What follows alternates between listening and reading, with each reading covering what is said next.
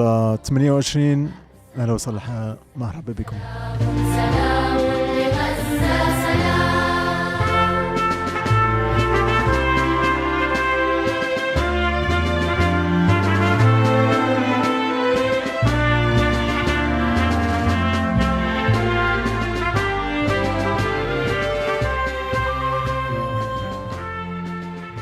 Bé, bona tarda, benvingudes, benvinguts a una nova edició del programa de Ràdio Taula que organitzem des de GISER, des de ja fa 8 anys. Vam començar el 2017 amb la taula, i la taula que es pronuncia i es presenta de la mateixa manera en català i en àrab és un objecte triat per l'equip per generar aquesta mena de diàlegs, no? Al final la taula és un espai de compartir, no? De trobar-se, de parlar, d'intercanviar opinions, de mirar-se, d'estar a prop, i això és el que volem reproduir amb aquesta simplicitat també tècnica. Al final és una enregistradora, uns micròfons i sobretot els convidats, no? I avui estem molt contents de poder compartir aquesta taula amb convidats com la Jessica Murra, i aquí a la meva esquerra. Què tal, Jessica? Muy bien. Molt bé. Benvinguda. També amb la Samira Badran. Què tal, Samira? Bona tarda. I sobretot, i també amb Sharif Sarhan. I a la meva dreta, com sempre, en Huari. Huari, Huesrak. Molt bé. Doncs, com dèiem, no? Aquesta taula és la número 28 i avui hem volgut obrir aquest espai per poder parlar una mica més sobre els continguts que ens han fet arribar fins aquí, fins al Pati Llimona, no? Fins al centre de Barcelona, en aquest espai que ens han ofert des del Pati Llimona, i també gràcies a la generositat, no? De la Samira i de la Jessica, que estaven organitzant Palestina Animada i que pensaven que el mes de gener de l'any 26 doncs, era un bon moment per unir forces i poder presentar tot d'iniciatives per seguir parlant de Palestina, no? És així, no, Samira? Com ho has viscut? Ha sigut un procés natural també d'intentar generar debats i parlar de Palestina. I llavors Palestina Animada és un col·lectiu que forma part d'aquest col·lectiu. Vam formar aquest col·lectiu de Palestina Animada davant l'horror del genocidi de Gaza. Llavors hem pensat què podem fer per fer alguna cosa per unir tots aquests directors i directores palestines d'animació que estan en territoris ocupats, inclús a Gaza i també a la diàspora, i també un director d'animació noruec, Mats Grurud, i Stefano Savona en Itàlia. I llavors vam començar a parlar entre nosaltres, a veure què podem fer.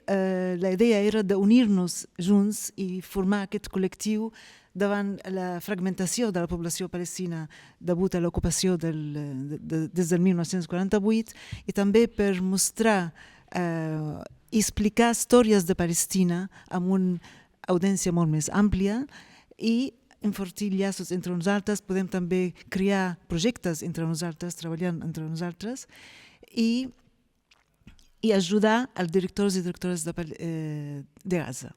I llavors hem començat a trobar que hi ha moltes animacions fetes de palestins que nosaltres no coneixíem, i al final ara tenim 27 curts palestins fets de palestins i palestines, i aquests curts expliquen la realitat palestina sota ocupació.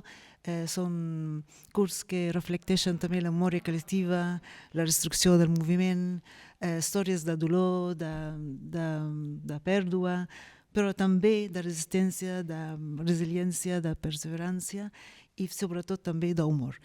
Aquest projecte vam començar fa un any i vam projectar les pel·lícules al nord d'Espanya, a la Filmoteca de Santander, Filmoteca de Madrid, Màlaga Universitat, també a Barcelona ha estat projectat a la Filmoteca de Catalunya, Centre Cultura Contemporània, i a fora també a Itàlia, a Brescia, el Dia Internacional d'Animació, van dedicar tot un dia sencer per Palestina Animada, i també a Oslo, perquè Mats Grurt és d'Oslo i un fundador molt actiu amb aquest projecte. Va ser Mats i jo i Ángeles Cabria, que és una activista de la flotilla de Handara, que vam començar al principi i després el cicle s'ha fet molt més gran i ara continuem treballant i n'hi ha molta demanda per projectar aquestes pel·lícules. És això, explicar les històries i trencar aquesta deshumanització del palestí que va passar tots aquests anys.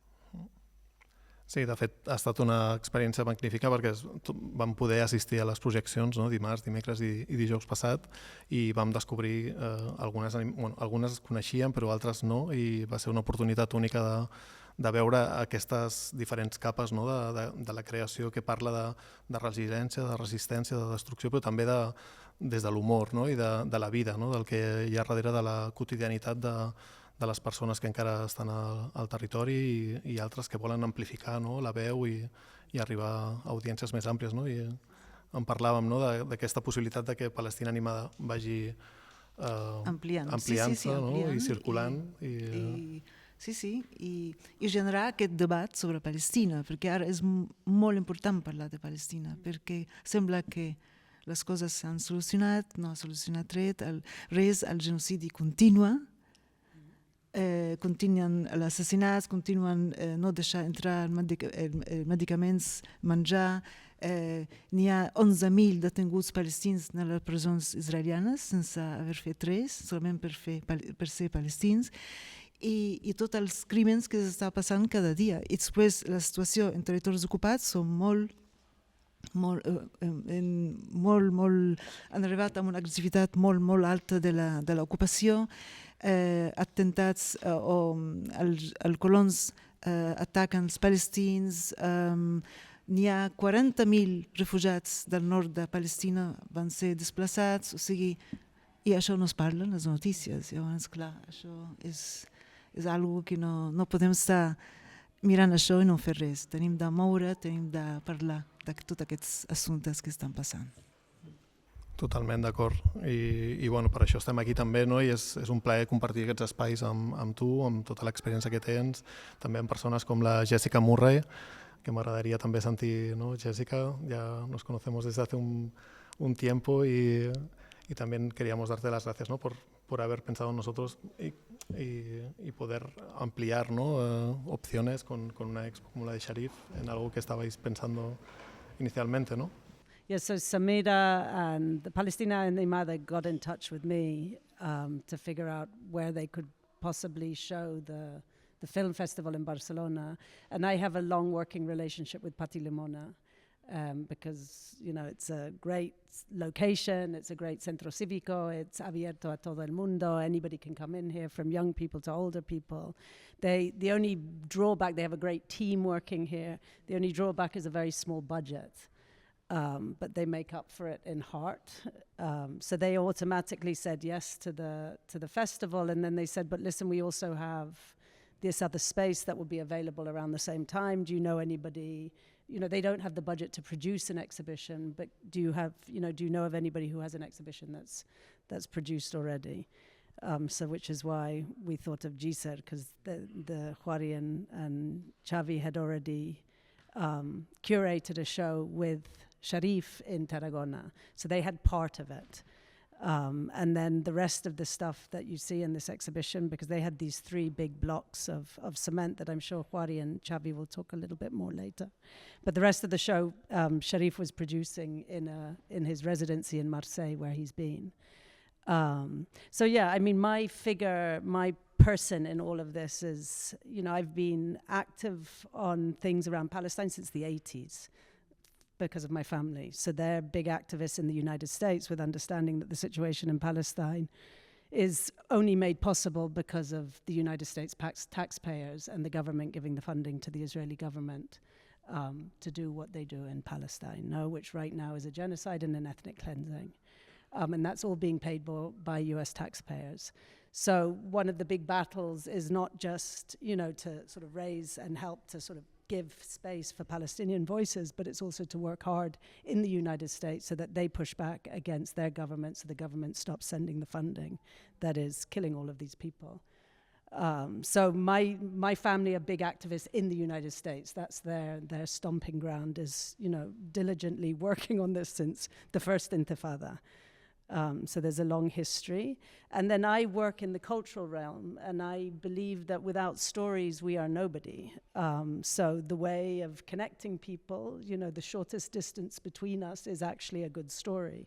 So that story can be told through film, it can be told through photography, it can be told through painting, through sculpture, but sort of fighting for those spaces, the same way that Sharif does in Gaza, with not only doing his own work, but also having a space for other people to be, doing work, the same way Samira does with her own work as an artist, but also supporting younger artists. It's super important because this is one of the ways that we can break down these sort of barriers, these invisible barriers that we put up. We put them up between ourselves, between people.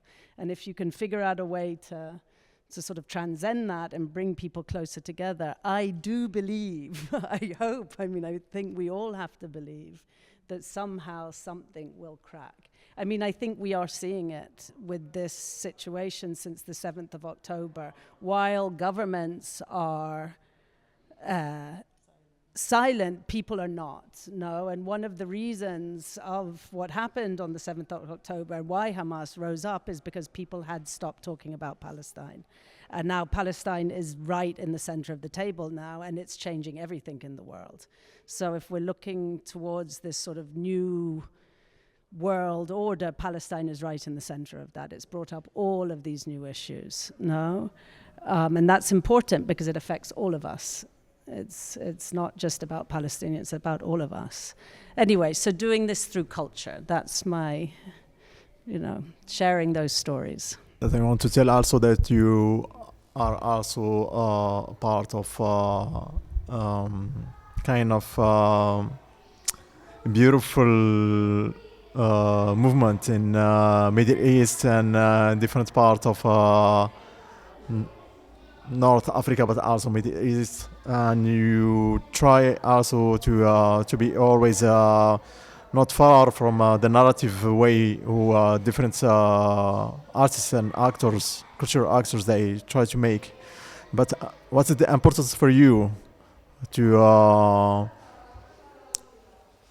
maybe to involve in this kind of movement, and also the place for the narrative in this, also for this present, for this history? Yeah. So what Hwari's talking about is the Arab Documentary Photography Program, and it's a collaboration between 3 different foundations. The main one is an Arab foundation, which is called Afaq, and then there's Magnum Foundation, which dedicated to documentary photography, and then Prince Claus Fund, which is a European, a Dutch organization which puts up the money and supports culture. And that program's been alive for 12 years. And we designed it, we thought of it, and I was one of the team that brought it out during the Arab Spring, as when we saw that all of a sudden there was this incredible moment, all of these windows were opening up. And, it's a little bit like, the Middle East, North Africa and the Middle East, or Swana, there's many different ways of referring to that part of the world. And a little bit like Europe, not everybody talks to each other. So it's not even, it was this idea of all of a sudden, the people were rising up and getting rid of these dictators, and there was just this enormous amount of art happening and storytelling. So it was, one of the ways was to give grants to these young photographers and sort of help mentor them in long form storytelling, which there didn't exist a lot of that at the time. No institutions in the region that were giving that type of support. So it's now been 12 years. The situation, what we thought was going to be an amazing, opening, the doors quickly closed. And it's now a very, very difficult time, and a lot has happened, since in that 12 years. But the program remains, and it's a super interesting program, not just because of the work that it's supporting, but also because it physically brings artists together from these different countries in the region, so that they can know each other and network and talk, and they create a creative network amongst each other. And that sense of community is incredibly important. And out of that, these other things come, like collectives and teaching, and you start building something that's more solid, no? we're in connection not just here in Barcelona, but also because of what the work you do with Collective 220 in Algeria. No, so it makes the world smaller, which makes the world more manageable, which gives us hope. That also maybe in this kind of link and connection between that how there is kind of need to connect people to the art and storytelling and narrative way. معنا فنان شريف سرحان اللي هو بأصله كان عضو مؤسس من الشبابيك، وهو فنان واللي هو الطريقة السردية اللي عندها الموقع تاعها كتير ثقيل وكتير مهم. نجم تتكلم لنا على السرد، الفن وشبابيك وشريف سرحان. Samira, si vols A veure si puc fer... breument només per... شكرا. Si ho puc traduir. يعني كتير صعب انك تكون فنان ومصور بفلسطين، وكمان اصعب انك تكون من غزة. هذا كله بيخلق حالة من التحديات والادوات اللي لازم تستخدمها علشان تنتج فن بغزة. هيدا بستنى وترجمة. Sharif parla del Xababik, és un projecte que va fundar amb altres artistes en Gaza, que és un centre d'art també de fer veure quadros, no? Jo solament estic dient això per saber, per mostrar exposicions, també per fer tallers i workshops, no? Xababik és això. I llavors volen fer com relació de Xababik, que vol dir en català finestres, o sí, relació de finestres, el projecte Finestres amb l'art i la resistència. Llavors Sharif diu que és difícil ser un artista, fotògraf de Palestina i especialment de Gaza per totes les challenges, totes les reptes que pots trobar i també els eines que és difícil trobar-les. O sigui, també la situació en Gaza, clar, és molt difícil, és molt diferent dels territoris ocupats. Durant tots aquests últims anys, especialment que Gaza estava sota setge, o sigui, no? I totes les invasions que va patir Gaza durant tots aquests anys. Això l'estic dient jo, però... She's putting words in És your mouth. un apunt molt necessari també. Per això que no soc traductora. El poder. شكرا سميرة. Gusta la traducción de Samira. Bueno. She's an artist, she's not a translator. So, okay. اوكي. اعتقد انه احنا كان عندنا كتير تحديات لازم نتجاوزها كفنانين فلسطينية وغزاز تحديدا، خاصة انه احنا لنا 17 سنة عايشين حصار كتير كبير، واللي هو اثر على كل التواصل الموجود مع العالم لنقدر نستفيد ونكتسب خبرات جديدة. وهنا كان دور شبابيك. Ok, sana. Això que he explicat jo, que clar, la situació, totes les reptes que trobaven a Gaza, que està sota setge durant 17 anys, i això va fer afectar la comunicació amb la resta del món per també adquirir noves experiències i això, ara per això ell deia que el rol de Xababik era molt important. وبالتالي شبابيك لعبت دور كتير مهم بتشكيل الحراك الفني المعاصر اللي عمل سلام بس يعدوا ولا شيء صغار ولا كبار. اللي عمل ايش؟ شو اسم موسيقى؟ شو اسم موسيقى؟ فوندو. You can cutting yes. أكيد. ممكن نعملوا استراحة نعملوا استراحة ونعملوا موسيقى. كمل. يلا يا حاج. واعتقد انه شبابيك هي لعبت دور بتشكيل المشهد الفلسطيني او المشهد الفني بغزة، واعادة صياغة الادوات اللي ممكن نستخدمها من خلال استقطاب العالم إلى غزة، بمعنى أنه شبابيك فتحت شباك على العالم من غزة وإلى غزة، وبالتالي كنا حلقة وصل لنستقطب خبرات وتجارب وممارسات معاصرة جديدة اللي ساعدت الفنانين على تكوين أو امتلاك أدواتهم الفنية الجديدة أو المعاصرة. Xavier ha jugat un paper molt important, un rol molt important per formar, formar el moviment artístic i l'escena artística de Gaza, de l'art contemporani, i per reformular totes aquestes eines que es poden utilitzar per també portar al món que entri Gaza i Gaza reflecteixi al món. Crear aquest vincle, aquest حلقة وصل, aquest connection per adquirir noves experiències i experiències noves i contemporànies. وبالتالي هاي الممارسات كلها ساعدت الفنانين انهم بوقت الإبادة من 7 أكتوبر لحد اليوم يمارسوا عملهم كشغلتين، الأولانية فعل للنجاة، والثانية هي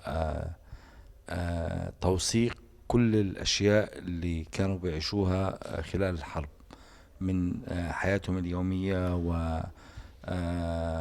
وتفاصيلها، واللي يقدروا ينقلوا هاي الصورة للعالم بشكل مختلف. Aquestes experiències que va fer, o aquestes, que ha fet a Xavier va ajudar els artistes que ara, en el temps o durant la genocidi, han pogut continuar amb la seva feina artística com una eina de salvació i documentar què està passant durant el genocidi, durant la seva vida quotidiana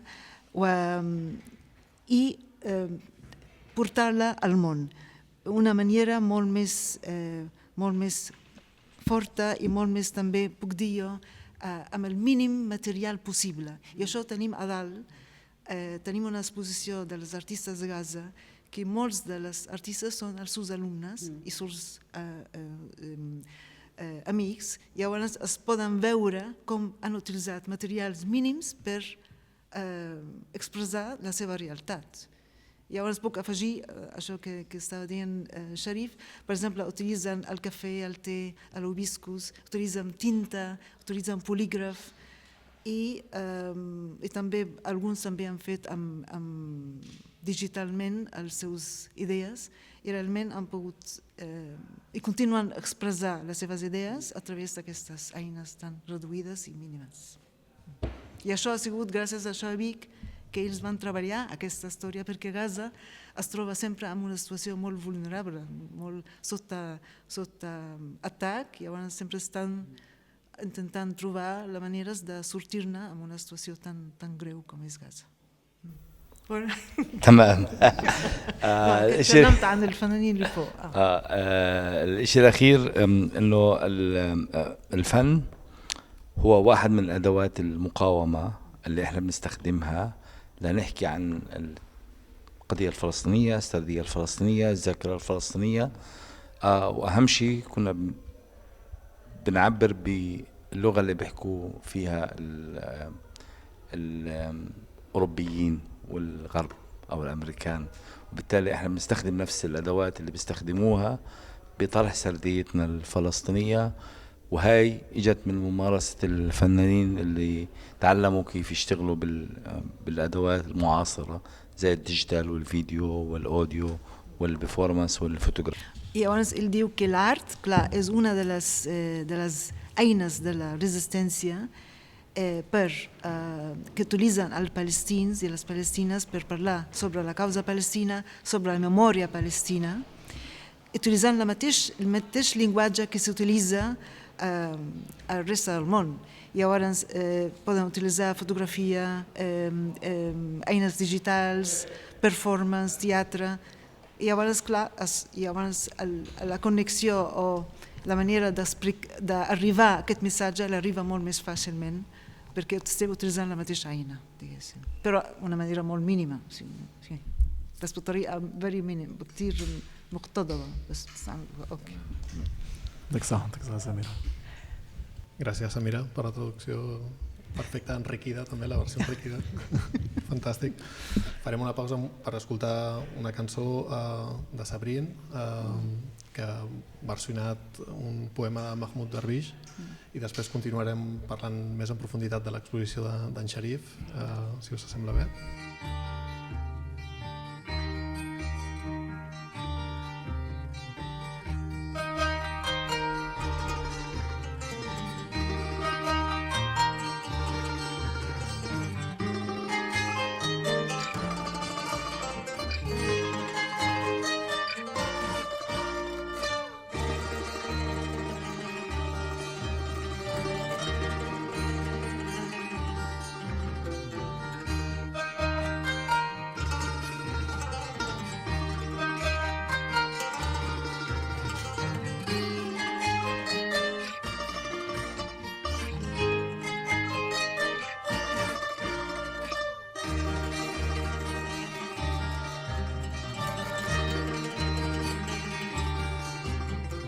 وضعوا على فمه السلاسل ربطوا يديه في صخرة الموتى وقالوا أنت قاتل أخذوا طعامه والملابس والبيارق ورموه في زنزانة الموتى وقالوا أنت سارق طردوه من كل المرافق أخذوا حبيبته الصغيرة وقالوا أنت لاجئ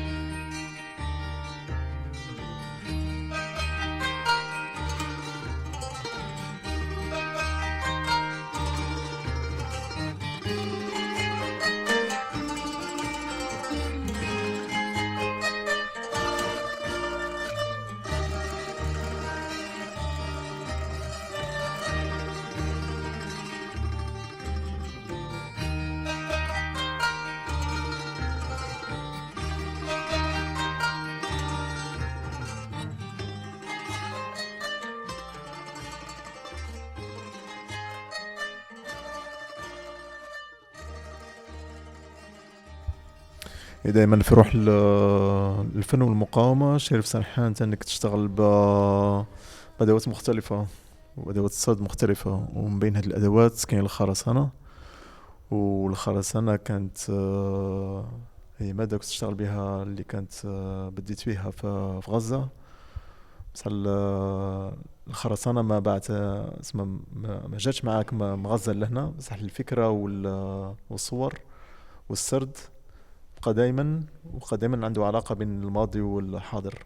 تنجم تكلم لنا شوية على الشغل تاعك وكيفاش العلاقة بين المادة، بين الذاكرة، وبين الحاضر والمستقبل. Pergunta Sharif sobre les eines que utilitza per expressar les seves idees. Utilitza abans el ciment, però el ciment es diu ciment, no? Perquè Kharasana... formigó mesclat amb una mica de sorra i una mica de pedres petites, es diu Kharasana. Hormigó, vale. Que ell va començar a treballar amb això a Gaza i llavors vol saber la idea i les imatges i aquesta narrativa entre el passat i el present i la relació que té la matèria, l'homrigó, amb la memòria, amb la memòria i el futur. اوكي شكرا سميرة. راح ترجمي كتير. اوكي بس خليها شوي. اوكي. اولا الفنان عادة هو اللي بيختار الخامة اللي بيشتغل فيها، بس مرات الخامة هي اللي بتختاره، وهذا اللي حصل معايا بالخرسانة، انه هي اللي اختارتني اشتغل فيها. Diu que l'artista normalment escolleix la matèria per treballar el seu art, però en aquest cas la matèria ella va sí, o s'ha fet present per seguir la matèria que l'utilitzi ell amb el seu treball, o sigui, al revés, ha sigut, sí. واختلطني انه اول شيء انا الي 50 سنة عايش في قطعة من الخرسانة، وغزة كلها هي عبارة عن مكعبات من الخرسانة، خاصة آخر 20 سنة 90% من البيوت أو أكثر شوي كمان بيوت غزة هي بيوت خرسانية، والخرسانة هاي تحولت من مادة إلى حافظ للذاكرة والقصص والأحلام وكمان للمستقبل، وبالتالي تغيرت قيمة هاي المادة بوجهة نظري أنا كفنان. Llavors, diu que siccome la matèria va escollir ella mateixa perquè ell pugui treballar amb aquesta matèria, que és l'hormigó, ell porta 50 anys vivint en Gaza amb aquestes cubos d'hormigó. El 90% de les cases de Gaza estan fetes d'hormigó. Llavors, això per ell, la seva percepció sobre aquesta matèria, com aquesta matèria s'ha convertit en un conservador, en un preservar aquesta memòria i aquestes històries, aquests somnis per el futur. I llavors aquesta matèria s'ha canviat el seu valor per el seu punt de vista com un artista. وبالتالي أنا استخدمت الخامة هاي علشان أنقل عليها الأماكن والناس والمساحات اللي هي جزء منها كبير عايشة بها الخرسانة أو هي من الخرسانة، وبهيك أنا بكون حافظت شوية على الذاكرة من خلال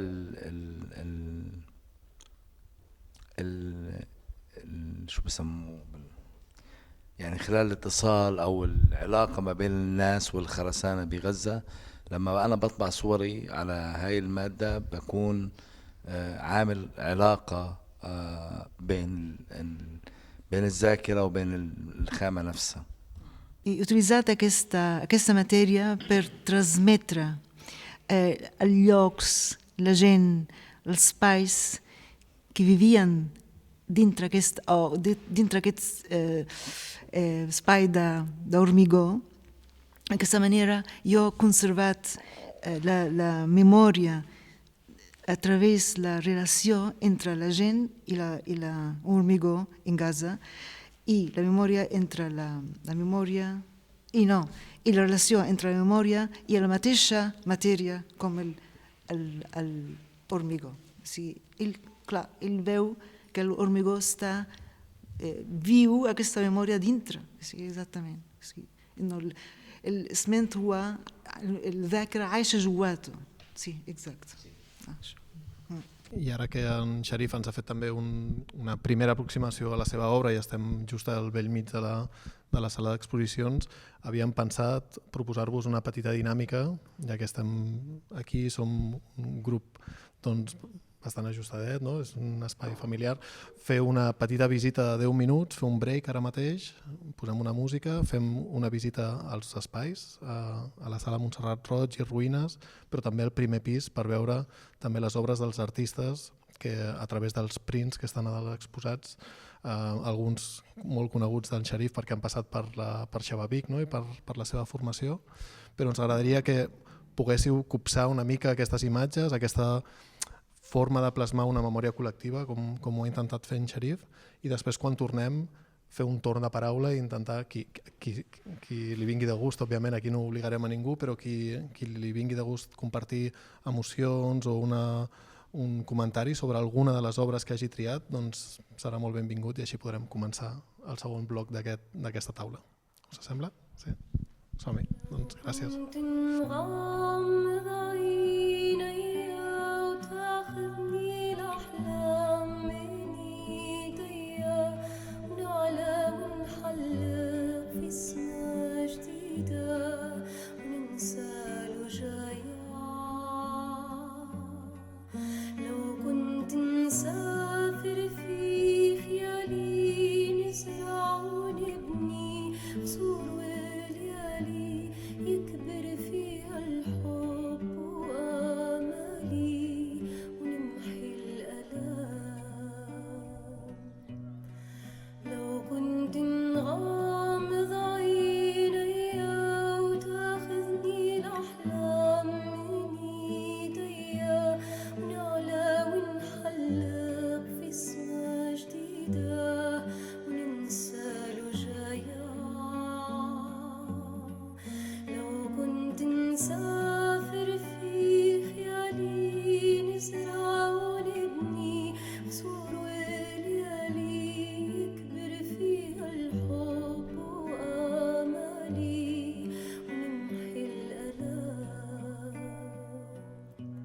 دنيا ترى فيها ملامح ناس قواسها البؤس والظلم والقهر من واقع ناصر يعبث بكل من ابنيه دنيا علت فيها أسوار طغيان ساحقها فينا أحلام وعم الظلام والأنانية في كل القلوب Bueno, doncs aquí estem de tornada amb la taula 28. Hem tingut el temps de visitar les exposicions d'en Sharif Serhan i també la planta superior del Pati Llimona amb les obres dels artistes de Gaza que han prestat les seves obres perquè puguin estar avui en exposició. Sí, impreses i molt ben impreses, a més, gràcies a Impressionart, no?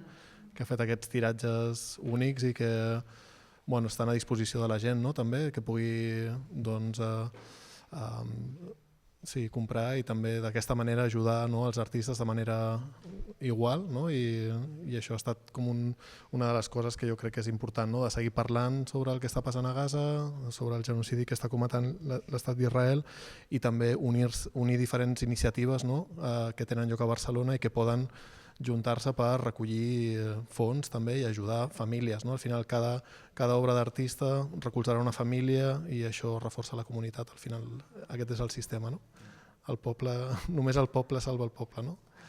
Així que és una forma d'unir-se i de lluitar junts amb una causa com aquesta. I ara, com us hem promès, obrim una mica el torn de paraula i sí que ens agradaria que tot aquell que se senti amb ganes de compartir una de les obres que hagi vist, doncs estarem encantats d'escoltar-nos. No sé. Vols? Sí? T'animes? Sí, vinga.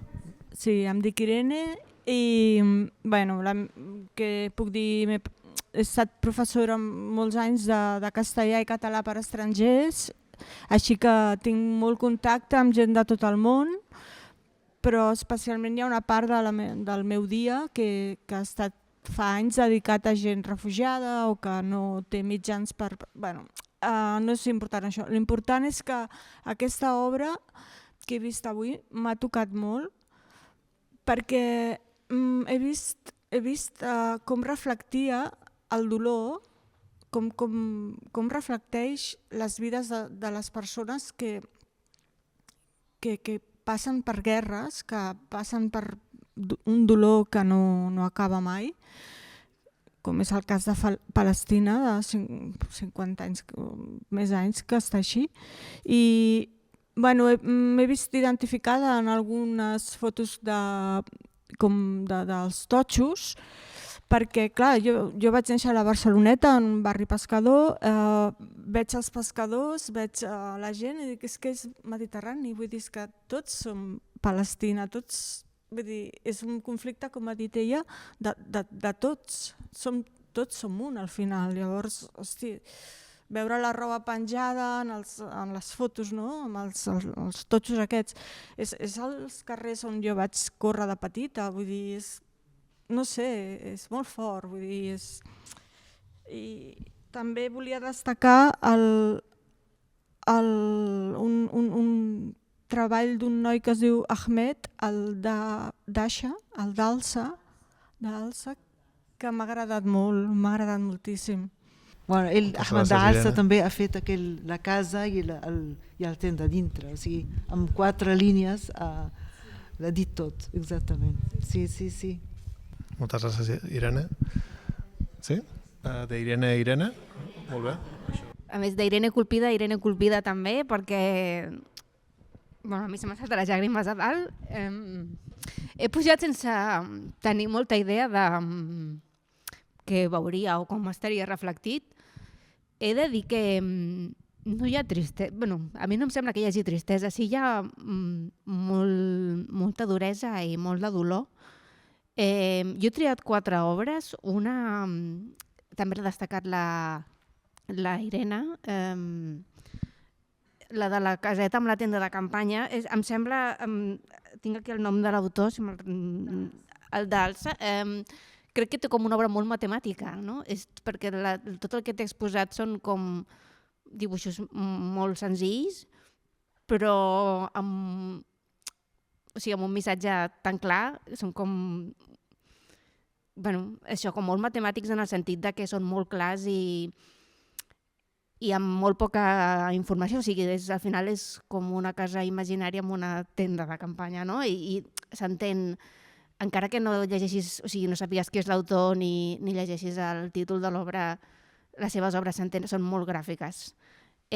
Sobre el que heu comentat abans dels materials, això també es veu molt clar perquè les obres són totes de format molt petit, tinta sobre paper, normalment, bolígraf.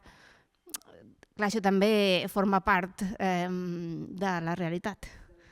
Sí, i si em permeteu volia destacar 3 obres més. Una, és que he fet fotografies i no es veu molt bé. En Khaled Jarada, pot ser? Khaled Jarada. Hi ha una que es diu l'Espera 1. És una habitació molt, molt petita amb 3 o 4 persones. O sigui, per mi és molt gràfica perquè sense haver viscut la situació que estan vivint, entens com t'absorbeix la realitat i la incertesa, no? Es veu gent esperant informació, com absorbits pel temps i pel dia a dia i per la realitat. I crec que serveix molt per veure com ha de ser. L'altra és una obra que es diu Estic cansat, crec que es diu així. Espera't. Sí. És un rostre d'una persona, és que crec que també és molt gràfica, o sigui, sense saber què és viure una guerra, crec que és una expressió com que tu pots imaginar, no? Que ha de ser un esgotament mental i físic, estar en estrès constant. I és el rostre d'una persona amb molta foscor al voltant dels ulls. No? I té com el cap com un ocell, no? Que és com que esperes, o sigui que només tens el cap per escapar d'aquella realitat. I per últim la de Gent volant, sí, que aquesta també em sembla especialment dura perquè jo ho veig com una bomba. Entenc que és això, i molt gràfica també. Totalment, sí, no. Pues, aquell del personatge amb foscor al voltant del cap és un amic del Sharif, són molt amics. Shala, Majid Shala. És un amic seu que ells amb un altre van fundar aquest centre. I ell continua vivint a Gaza. I sobre Khaled Jarada, que és increïble el seu treball, perquè ell fa com personatges sense gravitat, estan entre 2 realitats, perquè ell ell estava fent una estança a França, com a residència, i s'ha quedat a fora. I em deia que és un personatge increïble, un noi molt jove, deia que ell parlava amb la seva família i quan deixava el telèfon podia imaginar que la seva família va morir. O sigui, llavors tot el temps estava tocant, estava intentant saber alguna cosa sobre la seva família. Llavors ell realment ha pogut transmetre aquesta sensació de la desesperació d'estar esperant. O sigui, abans per això, jo penso que ha pogut plasmar-lo molt bé, aquesta sensació. Que has imbuït amb això tot el temps. Exactament. I fa dibuixos supergrans, molt grans. Abans, Sharif parlava que ell venia del còmic i quan va començar amb Shababik l'ha donat aquesta espinta per treballar i expressar-se bé.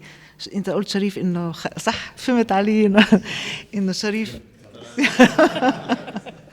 Sí, no, estic d'acord amb totes les coses que ha dit realment. Es commou molt, realment. I pensar que aquesta gent està sota durant el genocidi i poden treballar, és aquesta, poden fer aquesta feina.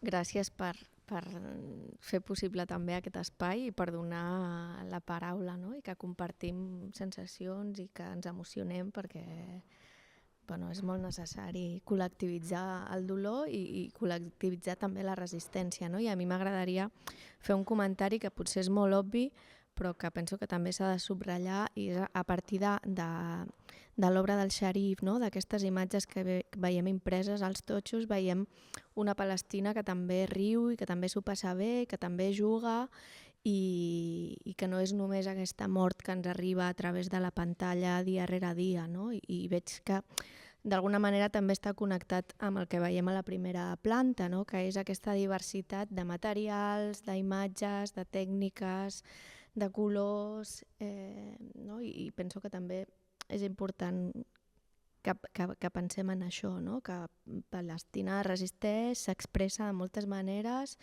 i també té la memòria d'un riure que no s'apaga perquè el tenim present, no? Però gràcies, sobretot. Bueno, és aquest element que destaques, Meritxell, ha estat molt present aquests dies, no? Vam anar a buscar en Sharif, en Juari i jo a Marsella per recollir aquestes obres que podeu veure avui a Barcelona. O sigui, ha estat realment un projecte molt proper.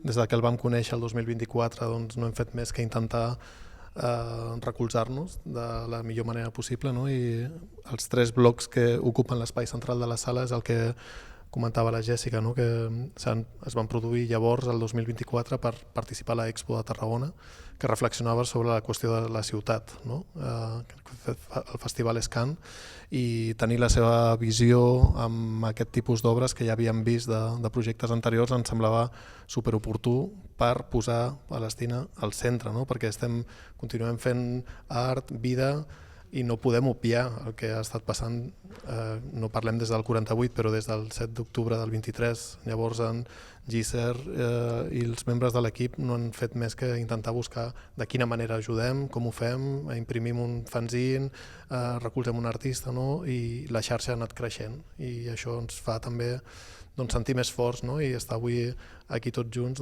també és resultat d'aquesta xarxa, no? I tot això a partir-te que aquest element de la quotidianitat està molt present a l'obra del Sharif i ell ho explicava així als mitjans quan els tenia, perquè és el seu arxiu fotogràfic. Penseu que després de la destrucció de Shababik, perquè va quedar arrasat, tota l'obra, pintura, escultura, esquetxos, dibuixos, tot això ha desaparegut per sempre. No es podrà recuperar.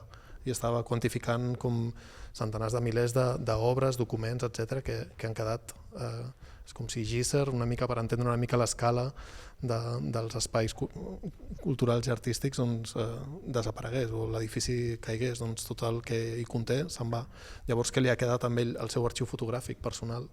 I ell és artista, però també ha estat fotoperiodista i des del principis del 2000 ha cobert projectes de les Nacions Unides i aprofitant la via oficial de les Nacions Unides, ell ha pogut aproximar-se a la gent de la manera en la que a ell li agrada tractar la gent, que és de tu a tu, anar per les escletxes i anar a veure com treballa el pescador, de quina manera els nens estan a l'escola i estan estudiant, aquests espais de proximitat. No? Jo crec que aquesta és la riquesa del seu arxiu i de com el plasma, com el fa viu avui, a través d'un material que parla d'un passat i d'una manera de viure a Gaza és reaprofitar els materials. O sigui, el ciment que tenen no és perquè ve de fora un sac, no, és que és pols de la casa, de l'última casa enderrocada.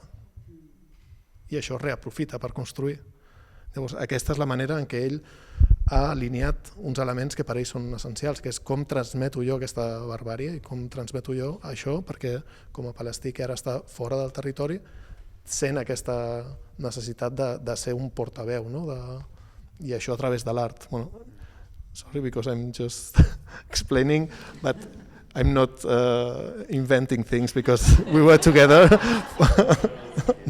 the whole week. I hope you understand now, Catalan, no? No, però bueno, d'aquí la importància de veure aquestes escenes quotidianes que realment ens apropen a persones que, com deia ella, podrien estar perfectament a la Barceloneta. Exacte. O podrien estar a Tunis o a Nàpols o, no sé, qualsevol part de la Mediterrània. Llavors jo crec que això és el que ens connecta a nosaltres com a espectadors també a generar aquestes relacions humanes, que al final és el que queda, no, de tot. شريف إذا عندك كلمة تقولها بالك كيفاش راك تشوف فلسطين في الحين وكيفاش بدك تشوفها في المستقبل؟ والله it's very hard, very big. كثير سؤال صعب وكبير. Hawari le pergunta como veus Palestina ara e como veus Palestina no futuro. E diu, Sharif, és una pergunta molt difícil. يعني هو سؤال صعب. أول شيء أنا بالأصل أنا لاجئ، يعني أنا الجيل الثالث للاجئين في غزة، ويمكن غزة شكلت هوية هيك عندي كتير مختلفة عن مدينتي الأصلية بفلسطين التاريخية. بس هاي غزة هي أو فلسطين كلها هي قصة حب ممنوع. بس Diu, Sharif, que soc un refugiat de la tercera generació de refugiats dels palestins, que estic a Gaza. Gaza va formar la meva identitat d'una manera molt especial, diferent, d'on vinc jo originalment de la Palestina del 48, perquè són gran part dels habitants de Gaza són refugiats de la Palestina del 48. Llavors diu que és una història d'amor prohibida. قصة حب ممنوعة. هلا أنا عايش كلاجئ من جديد بمكان ومجتمع وثقافة جديدة ولغة جديدة. Ara visc una altra vegada, soc un refugiat d'una altra manera, en un lloc diferent, amb una societat diferent, amb una cultura diferent, amb un idioma differente, idiomas differentes. Sì. سؤال هواري صعب، كيف فلسطين راح تكون في المستقبل، لأنه Sì, la pregunta di Hawari è difficile, come sarà Palestina nel futuro? Molto difficile, sì. بس أنا بدي إياها تكون أحسن إشي في الدنيا. Però m'agradaria che sigui il millor يمكن شطها مش أحسن شط. Potser el seu, com es diu això, a la platja no és el millor de totes. بس أنا بحبه. Però jo l'estimo. يمكن الهواء مش أحسن هواء. Potser la seva aire no és el millor. بس أنا بتنفسه. Però jo lo respiro. وهذه غزة اللي أنا أحبها. Aquesta és la Gaza que estimo.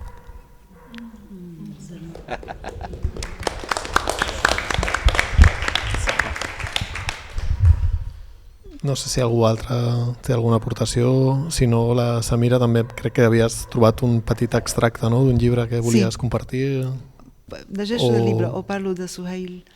Bueno, sí, vaig trobar un escrit de Suhail Salem que és l'artista que va escriure, va dibuixar amb tinta blava una dona amb un peix. Sí, molt maco aquest. Perquè ell dibuixa amb polígraf sobre llibretes de l'Onrua. Llavors diu, ha escrit tota una manifest, però he agafat aquest tros. La idea de dibuixar em semblava ridícula. Què podia dibuixar en unes circumstàncies així? I per què? El meu cervell havia quedat danyat pel so d'un bombardeig intens que encara resonava dins el meu cap. Vaig començar a dibuixar a Deir el-Balah. Per mi tenia una missió, alliberar un magatzem visual de tanta horror que havia anat acumulant a la ment. Això va ser especialment brutal quan durant el desplaçament em vaig veure obligat a passar per sobre dels cossos dels màrtirs. Amb la superpoblació dels desplaçats i escoltant les notícies a la ràdio a un volum molt alt, cada matí intentava separar-me del meu entorn i dibuixar. Els meus dibuixos petits, punxeguts i trasbalsats encapsulen la por i la ràbia en l'espai estret d'una llibreta. Esbossos ràpids perquè tenien una certa sensació de calma, tenint en compte que l'obra d'art es produeix en el seu context. És més que una simple distribució de color sobre espais buits. És un estat d'acumulació interna que expresso com un retrat en miniatura de la meva condició, les meves ambicions, les meves esperances i el meu dolor. És difícil afegir alguna cosa més després del testimoni. No sé, ho deixaríem aquí. Voleu afegir una última nota? Bueno, puc dir una cosa, que Palestina animada, quan vaig traduir a l'àrab, vaig escriure Palestina muharrika, que volia dir Palestina que motiva el canvi, Palestina que motiva el moviment. Llavors he fet una modificació una mica sobre la traducció fidel de la paraula. I això espero que sigui així, que Palestina motiva el canvi. Ho esperem tots també, realment, i bueno, que la nostra acció de vingui d'on vingui, no? Des del camp de l'art, de la cultura, però també de qualsevol altra, no? Des de l'expressió, des de la quotidianitat, podem ajudar a fer que això s'aturi, s'acabi. Moltes gràcies, Shukran, Sharif, Shukran, Wazilan. I gràcies a totes per venir, per compartir aquest moment amb nosaltres i ens veurem aviat, segur. Gràcies. Propera. Yeah. Wallahi, it ain't girls like you out here in the West. I know I've been away, but I'm coming back home. No need to stress, baby. All I know is to be Palestinian is to always rep where you come from. Except when you're online at the customs. Told her she can meet me up in London. She let me cause I came from Gaza with love. But I feel like it's always from Gaza with love. If they had it their way, we would never go back. From Gaza with love, baby. فلسطين أحسن سال وبنت بلادي عجباني.